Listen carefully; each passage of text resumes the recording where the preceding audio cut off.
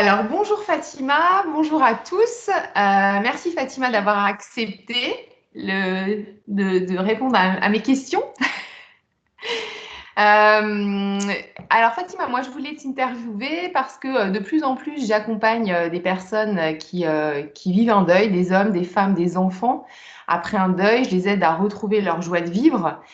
Et je trouvais intéressant de t'interviewer parce que toi tu as une approche assez particulière sur l'alimentation. Qui peut nous aider, qui peut aider les personnes en deuil. Alors, est-ce que tu peux te présenter pour les personnes qui ne te connaissent pas? Oui, bien sûr. Bonjour Rachel. Donc je suis Fatima Bandenavas. Je suis fondatrice de Bioénergie. Je suis basée à Melbourne en Australie j'accompagne en fait les femmes entrepreneurs un peu partout dans le monde qui viennent d'arriver généralement qui démarrent leur entreprise. Du coup, je les aide en fait à retrouver de l'énergie et un équilibre de vie entre leur vie professionnelle et leur vie personnelle. Donc voilà, j'ai développé en fait il y a 2 ans en fait donc ma méthode bioénergie elle est vraiment basée en fait sur l'approche ayurvédique justement parce que ça m'a aidé moi aussi. En fait, cette approche, c'est vraiment de les aider en fait à déployer en fait leur énergie intérieure pour qu'elles puissent en fait travailler plus productivement dans leur entreprise en fait. Voilà. Ok, ok. Alors, est-ce que tu peux nous dire ce que c'est l'Ayurveda? Parce que moi, personnellement, avant de te rencontrer, je ne savais pas ce que c'était. Vraiment, on en entend beaucoup parler. Alors, toi, tu es en Australie, mais c'est vrai qu'en Europe, en France, on en entend beaucoup parler, mais on sait, voilà, on sait que ça fait du bien, mais on ne sait pas trop ce que c'est. Oui, bien sûr. Alors, en fait, l'Ayurveda, c'est une science traditionnelle indienne qui date de plus de 5000 ans. En sanskrit, ça signifie en fait science de la vie ou connaissance de la vie. Et c'est en fait, l'Ayurveda, c'est vraiment, c'est plus qu'une médecine en fait traditionnelle aussi, c'est vraiment un art de vivre, c'est une façon de vivre. Nous, ce qu'on a utilisé en fait avec l'Ayurveda, c'est que son fondement, ce qu'on a compris vraiment, que l'Ayurveda est basé en fait vraiment sur l'alimentation, sur le mode de vie et puis Mhm. l'environnement dans lequel on vit. Tous ces points en fait sont vraiment englobent en fait cette philosophie. Et donc en anglais on dit food is medicine. Donc Mm, l'Ayurveda en fait traite l'alimentation comme un remède en fait. Donc voilà. mm, mm. C'est comme un médicament. On parle alicament, je crois, en ce moment, quelque chose comme ça, non? Non, on parle pas de ça. Ouais, Enfin, bon, peut-être. bref. Alors, en tout En tout, cas, c'est vrai ouais, que l'Ayurveda, en fait, jusqu'à présent, c'est vrai qu'on prend beaucoup de médicaments. En fait, dans les sociétés occidentales, ouais. c'est vraiment encore traité comme ça. Mais c'est vrai que là, c'est vraiment une méthode douce, en fait, où on applique en fait l'alimentation Mm, et on apprend aussi en fait à se connecter aussi avec l'alimentation. Et mm, donc c'est vraiment une autre relation, une nouvelle relation qu'on développe. Quand on a compris ça, c'est vrai que ça change complètement notre état au niveau de la fatigue, de l'énergie. Moi, je trouve que ça a vraiment marché sur moi, mon mari, enfin toutes mes clientes mm, aussi mm. aujourd'hui appliquent, elles connaissent maintenant la pratique on voit vraiment une transformation incroyable sur leur état d'énergie et leur équilibre. D'accord. Alors, toi, comment tu as découvert ce régime alimentaire? Comment tu as appris? Comment tu sais tout ça? Ouais.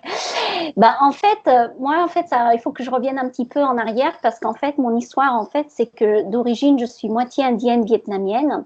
Mhm, J'ai grandi déjà en fait dans ces traditions un peu asiatiques où l'alimentation était une source de vie pour nous. Mais quand j'étais petite, nous, on comprenait pas. On voyait, j'entendais souvent ma grand-mère qui me disait, ben mange ça, ça va te rafraîchir à l'intérieur. Si tu manges ça, tu seras moins constipé. Enfin, plein de trucs comme ça. Mais à l'époque, nous, on voyait pas le sens mm, de toutes ces connaissances. Et elle, en fait, elle avait vécu quand même en Inde pendant 8 ans. Donc, du coup, elle a dû accumuler, en fait, apprendre, assimiler toutes ces techniques ayurvédiques sans savoir, et elle ne nous a jamais vraiment dit que c'était de l'ayurveda. Mais maintenant, aujourd'hui que moi je l'étudie, l'ayurveda, c'est exactement ça en fait. Donc, on utilise en fait l'alimentation pour notre santé, pour notre bien-être, pour notre bon fonctionnement en tant qu'individu, voilà, sur cette planète en fait. Donc, du coup, comment j'ai découvert? Donc, après, quand moi je suis, donc, quand il y a eu la phase où j'étais donc jeune, donc je ne comprenais rien sur l'alimentation ayurvédique. Et puis après, il y a eu la phase où je suis devenue une femme professionnelle. J'ai travaillé à l'étranger pendant 11 ans. Et c'est vrai que là, j'ai commencé à ressentir beaucoup de fatigue, manque d'énergie. Et c'est vrai qu'à cette époque aussi, c'était que j'étais vraiment à fond dans le boulot. Je faisais passer tout ça avant. Et je me suis rendu compte que je ne prenais pas très bien soin de moi.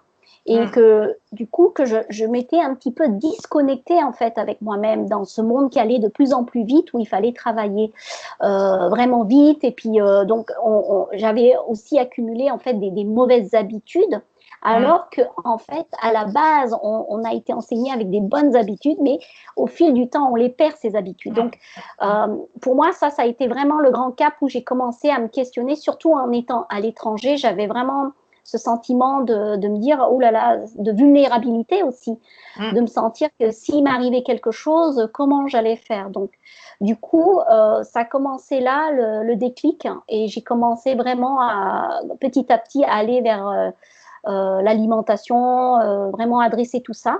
Et après, je suis donc, du coup, j'ai eu un burn-out, justement, ça m'est arrivé.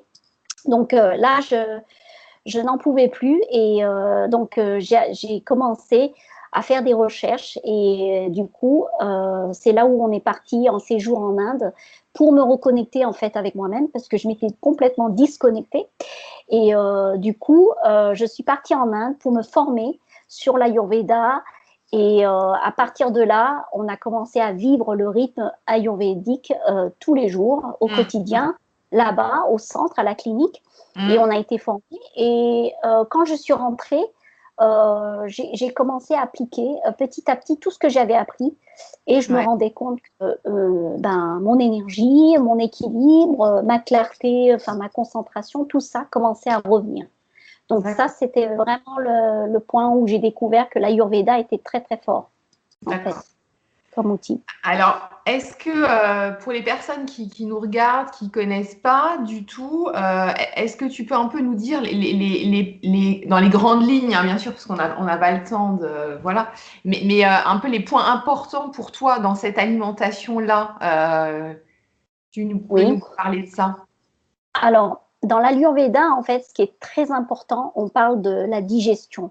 Donc, la digestion, c'est très, très important. Donc, là, je vais parler de quelques points, en fait, qui sont très importants par rapport à ça. C'est que, déjà, premièrement, c'est manger selon son profil ayurvédique. Donc, en fait, chaque individu est unique dans l'Ayurveda. Donc, on traite chaque individu différemment. Donc, il faut connaître son profil ayurvédique. Une fois qu'on a accès, en fait, à cette information, on peut commencer à prendre connaissance des aliments qui nous conviennent ou qui ne nous conviennent pas. Je donne un exemple. Dans l'Ayurveda, on a donc 3 profils. On a le profil Pitta, Vata et Kapha. Donc, je vais prendre un exemple, le cas par exemple du Pitta, qui est donc l'élément qui est composé de l'élément en fait du feu et de l'eau. Donc, il est toujours le profil du Pitta est quelqu'un de très entrepreneur, mais toujours ce besoin de travailler à fond et tout ça. Donc, la nourriture qui sera adaptée pour cette personne-là, pour qu'elle soit en équilibre et en énergie, c'est de constamment mettre à l'intérieur de lui-même, quoi, de manger des produits vraiment qui rafraîchissent. Donc, par exemple, éviter tout ce qui est épices, les piments forts, toutes les sortes de piments, c'est pas bon du tout pour les pitas, parce que ça va générer justement de la surexcitation, de l'agitation, manque de patience. Tout ça, ça va vraiment agiter ce profil-là. Par contre, par exemple, pour un profil Kapha, lui, il est vraiment toujours plus dans le mode relax, donc il est fait d'eau et de terre, et ce qui fait vraiment sens aussi, donc c'est vraiment relax et toujours très naturel. Lui, il a besoin justement un coup de boost, donc le gingembre, le piment, les épices, le curcuma vont être très adaptés en fait pour ce profil-là. Donc ça, c'est vraiment important. C'est la première chose, c'est donc de manger selon son profil ayurvédique. Et Ensuite, il y a la... juste, je Oui. t'interromps, Fatima. Et du coup, le profil, qui peut nous dire, je suis dans quel profil, toi? Je sais pas, un médecin, un toi, Oui, enfin, voilà, c'est ça.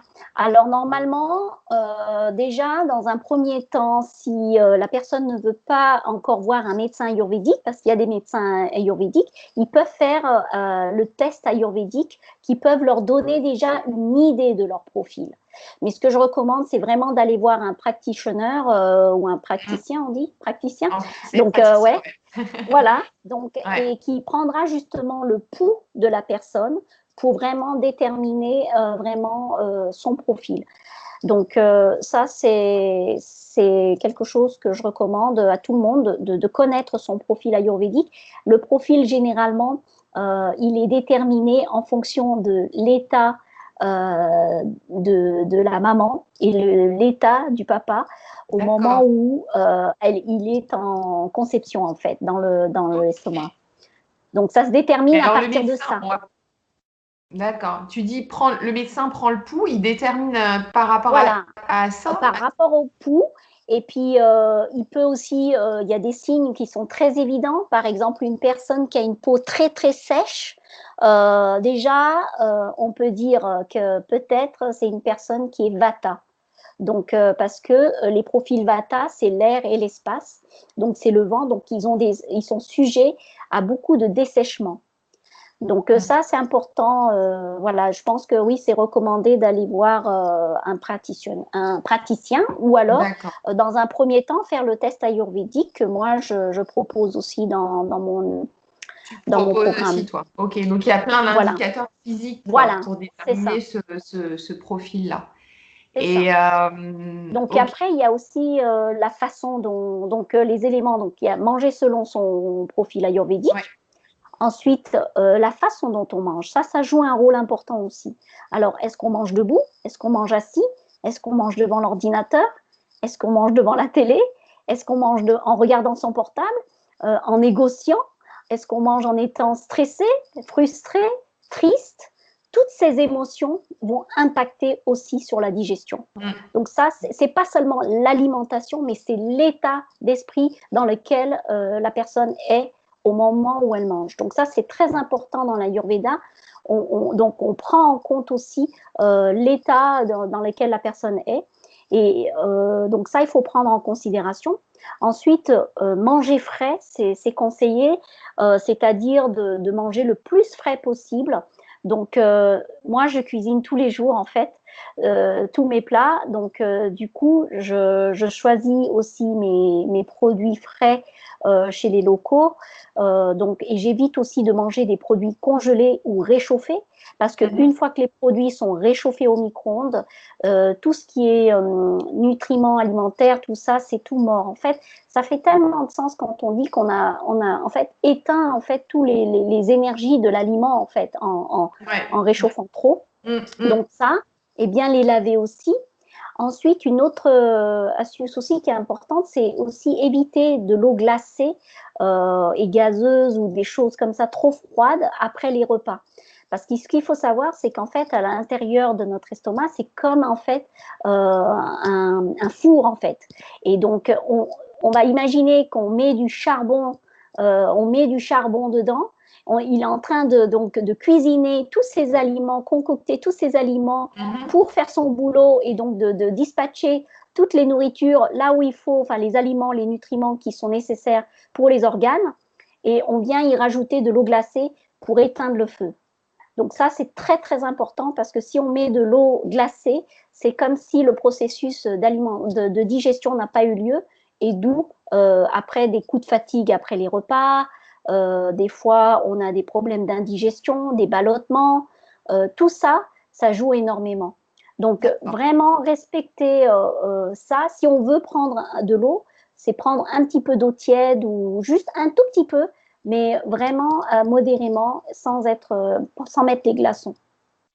Et en dernier, c'est vraiment pratiquer aussi la bonne combinaison d'aliments. Les gens, en fait, surtout quand on va dans des buffets à volonté, faire attention, ça c'est vraiment le no-no. Parce qu'en fait, buffet à volonté, généralement, les gens sont attirés en fait par leur sens visuel. Donc, il y a tellement de couleurs, tellement de plats que les gens en fait perdent la disconnexion en fait avec tout ça et ils sont tentés. Et du coup, on mélange tout dans l'assiette. Et certains aliments en plus ne sont pas, en fait, comment dire, ils n'ont pas le même temps de digestion. Donc, du coup, comme il y a des décalages en fait entre chaque aliment, là, c'est vraiment la totale, en fait. Ça crée justement après un problème aussi de digestion. Donc, c'est là où, par exemple, quand on va manger du poisson et de la viande, on mélange aussi. Il y a un fruit plus particulièrement qui est délicat, que vraiment, c'est le melon. Il est conseillé dans l'Ayurveda, par exemple, que le melon se mange tout seul. Évitez de le mélanger avec de la viande, avec des choses comme ça. Trop de combinaisons, ça crée justement aussi un problème de digestion. Alors en Donc ça, France, le melon, on le mélange, tu sais, avec du jambon de Parme. Enfin, moi j'adore personnellement et tout. Donc, je ouais, c'est sais, des je choses qu'on sais. fait. Voilà, on se pose même pas la question. Tu vois, moi l'association d'aliments, je me posais Voilà. pas la Et question. même à l'intérieur des fruits aussi, certains Ouais. fruits, quand on met certains fruits, trop de combinaisons de fruits, les gens après ils ont mal au ventre, ils ont des douleurs à l'estomac, tout ça, ça y joue énormément. Donc bien faire attention, si on mange du poisson, manger que du poisson. Si on mange de la viande, que de la viande. Les fruits, nous, généralement, je mélange pas trop, moi, les fruits avec la viande. Je mange les fruits, c'est les fruits, et ça s'arrête là. Donc D'accord. voilà. Ok. Alors, pour les personnes qui nous écoutent, qui ont perdu un proche, souvent au début, on n'a pas faim, quoi. Ouais. On n'a pas d'appétit parce qu'on est encore sous le choc, on n'a pas envie de manger. Il y a des aliments qui peuvent même nous écœurer. Il y a des gens qui ont la nausée. On peut avoir mal au ventre, à l'estomac. L'information, elle descend pas, hein, comme on dit, on digère pas parce que c'est tellement douloureux et tout que même manger des petites choses, des fois, on n'a pas envie, on se force parce que des fois notre entourage nous dit mais il faut que tu manges, il faut que tu tiennes parce que c'est vrai qu'on est en baisse d'énergie, on peut en plus avoir des problèmes de sommeil et c'est compliqué. Et Ouais. toi, dans les conseils que tu peux donner, quelles pistes tu pourrais donner par rapport à ça pour ouvrir un peu l'appétit, essayer un minimum de quand même s'alimenter, quoi. Ouais. Alors, déjà, quand la personne en fait a subi justement le deuil ou Un une choc. perte, Mm, un choc, mm, euh, déjà émotionnellement, la personne est très vulnérable en fait. mm. Donc, c'est très important de toujours associer, comme je l'avais mentionné auparavant, donc alimentation, c'est une chose, mais aussi, c'est vraiment apprendre aussi à se relaxer le plus possible. Donc, ce qui est important déjà dans un premier temps, c'est que si la personne n'a pas très faim et que donc du coup elle manque justement, elle n'a pas trop envie, pour stimuler son appétit, ce qu'elle peut faire, c'est vraiment déjà faire faciliter son estomac. Il y a des plats qui sont un plat qui est vraiment en Ayurveda, on l'appelle le kichari. Le kichari, en fait, c'est du riz avec comment dire, du riz avec les graines de soja. On appelle ça les mung dal. Et donc, c'est des graines de soja qui sont cassées en deux, qu'on fait Mhm, cuire. mhm. Et du coup, on met un petit peu d'épices et on les fait cuire ensemble. On les fait cuire ensemble et ça devient un plat qui est un plat, on va dire, sauveur quand on a des situations comme ça. Mhm. Les bouillies de riz aussi, c'est très très simple puisque finalement c'est facile à digérer, ça passe. Les soupes, les purées de soupe, de légumes, tout ça, Mhm. tout ce qui est facile en fait même si c'est Attirer. beaucoup plus voilà, à digérer, Mhm, mhm. toujours se rappeler que en fait, comme la personne est dans un état où elle n'est peut-être pas forcément avec sa nourriture, mais ces aliments qui sont déjà assez bien moulinés, généralement continuent à faire leur travail pour énergiser la personne. Et donc ça, C'est ce que je conseillerais vraiment pour ces personnes-là. C'est de se faire des bouillies de riz, des soupes, de légumes. Attention, toujours aussi respecter avec les profils. Donc, par exemple, les légumes qui leur sont plus adaptés à ces personnes-là. Donc, avec des soupes de ces légumes-là, en fait. Voilà. D'accord. Et ça, c'est ce que je dirais de plus facile, et c'est aider vraiment son estomac, parce qu'en fait, on est aussi un compagnon avec notre corps. Donc, on lui facilite, c'est ça qu'il faut se dire aussi, on est notre meilleur compagnon. Donc, vraiment savoir s'écouter, de s'écouter que voilà, j'ai besoin de ça, j'ai besoin de manger, mais en même temps, voilà, je vais faire aussi des purées, des choses comme ça pour faciliter la digestion. D'accord. C'est ce que je dirais pour ça. Ok. Et puis aussi, oui, alors aussi faire une marche aussi. Faire une marche avant le dîner pour stimuler aussi, et puis après aussi pour le repas aussi. Ça peut aider. Ok. Ok, ok. Qu'est-ce que je voulais te demander encore? Oui, par rapport aux douleurs, justement, on peut encore avoir des... Ouais, voilà, peut-être qu'en mangeant des soupes, des purées, des choses, ça aide. Mais si vraiment c'est hyper douloureux au niveau de l'estomac, au niveau du ventre, qu'est-ce que toi, tu conseilles? Alors, ce qui est important, c'est vraiment dans ces cas-là, si on a des douleurs, des choses comme ça, c'est de ne pas tout de suite mettre de l'alimentation dans son corps, mais vraiment déjà prendre le temps de se poser, de se relaxer. Vraiment de calmer l'état de la personne avant. Parce que c'est important que la personne soit relaxée pour manger. Donc ça, c'est important aussi dans l'Ayurveda. C'est, comme j'ai mentionné, c'est pas que l'alimentation, mais aussi c'est comment on va manger. Donc, si elle a des douleurs, il faut déjà démêler ces nœuds-là. Donc, prendre peut-être un verre d'eau tiède pour déjà pour commencer à comment dire à calmer un petit peu à l'intérieur, pour doucher un petit peu, pour voir, et puis prendre le temps de faire des exercices de respiration. Donc, vraiment respirer pour que vraiment ces douleurs commencent petit à petit à s'alléger, ou on va dire à se dissoudre généralement. Moi, il n'y a pas longtemps, j'avais eu ce souci-là et je ne pouvais pas mettre de la nourriture et je faisais des exercices de respiration et petit à petit, rien que ça, hein, mais rien que ça a vraiment dissous tous les nœuds, ça commençait à partir, et là, quand je sentais que c'était à peu près bon, que je sentais, là, j'ai commencé à faire mes bouillies de riz, mes soupes, les soupes qui sont faciles à digérer. Mais avant, processus, exercice de respiration, c'est ce que je dirais. Je valide. En tant que sophrologue, je valide. Voilà. C'est vrai que ça aide vraiment beaucoup, ça change tout. Et je voulais rebondir aussi sur le verre d'eau tiède, d'eau chaude. Alors moi, j'en avais déjà entendu parler aussi.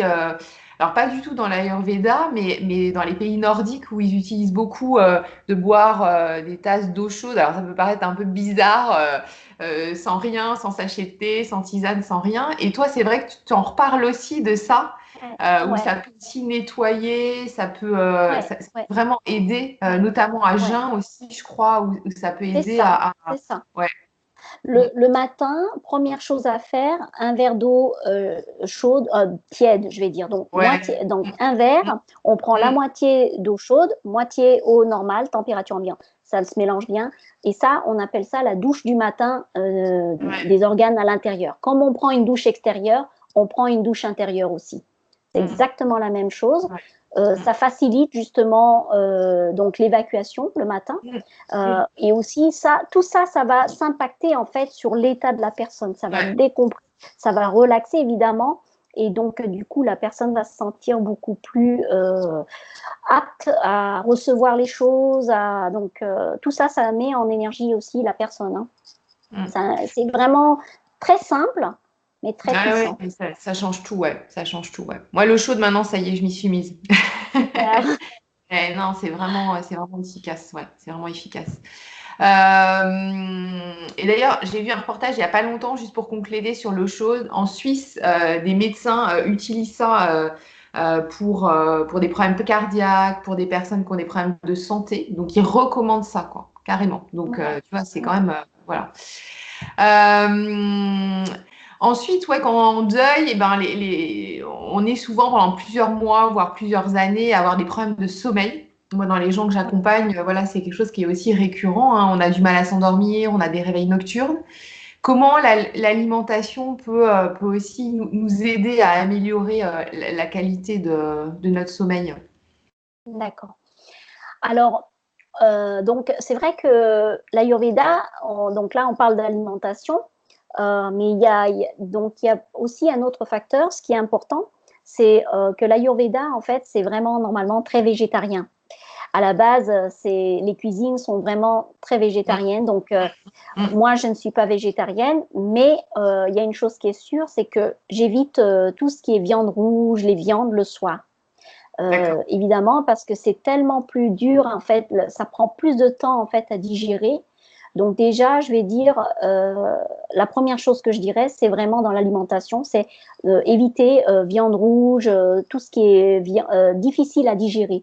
Mm. Aussi, par exemple, je sais que dans les pays occidentaux, on mange beaucoup de salades, des choses comme ça, des choses Ouais. crues, Mm. des Mm. crudités.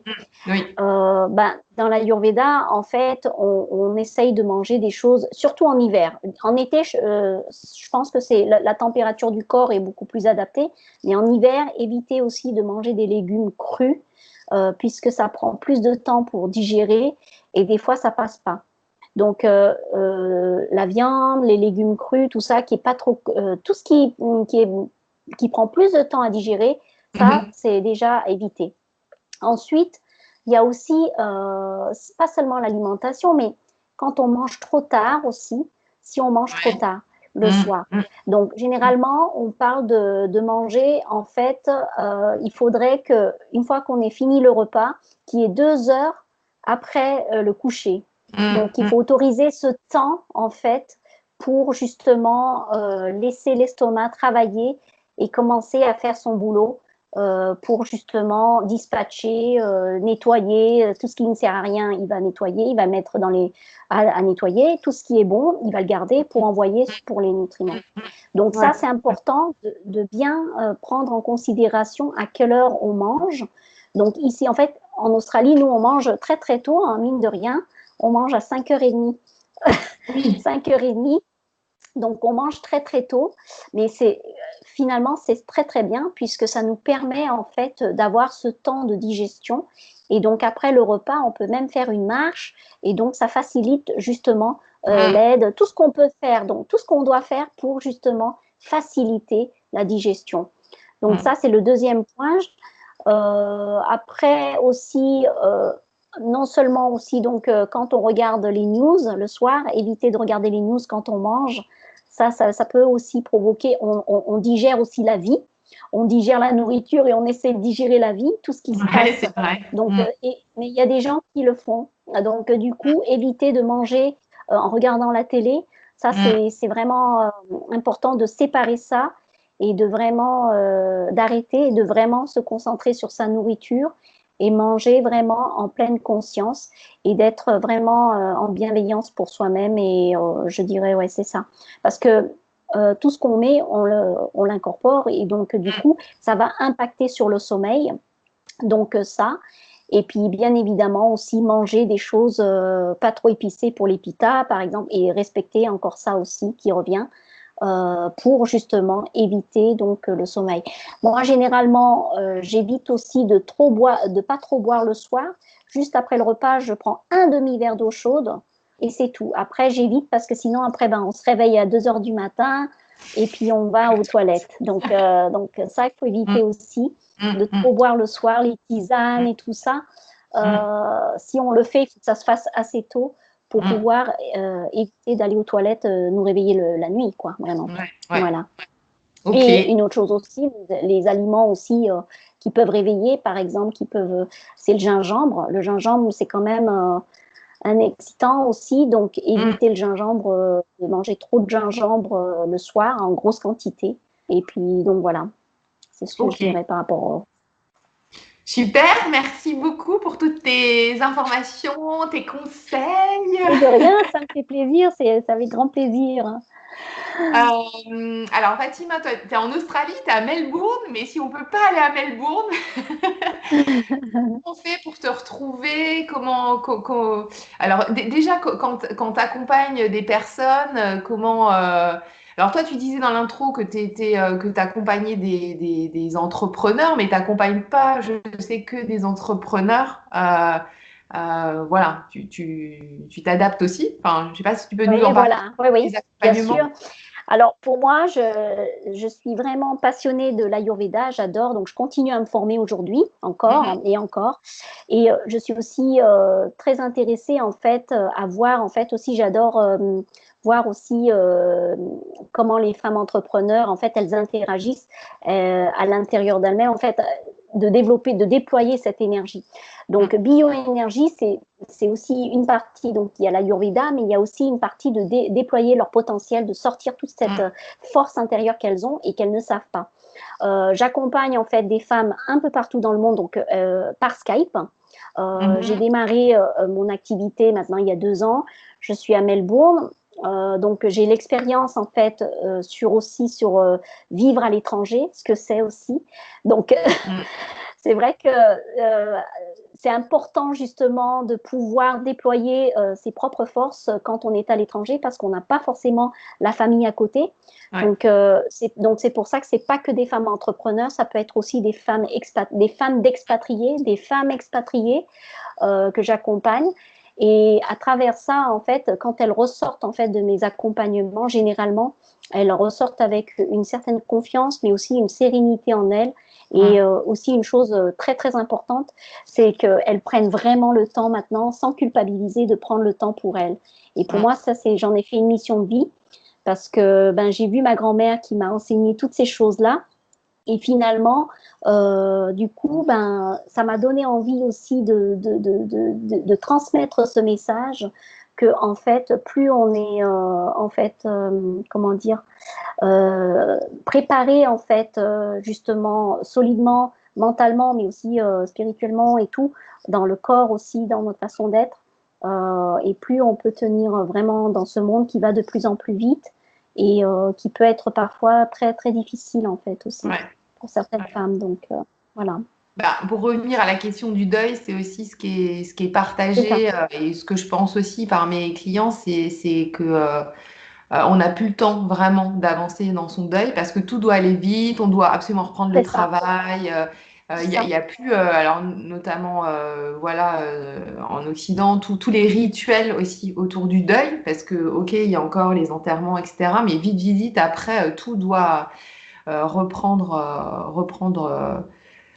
Le dessus, la vie, voilà, on accélère et du coup c'est compliqué pour les personnes de prendre le temps de pleurer, d'être chez soi, d'être avec ses proches, etc.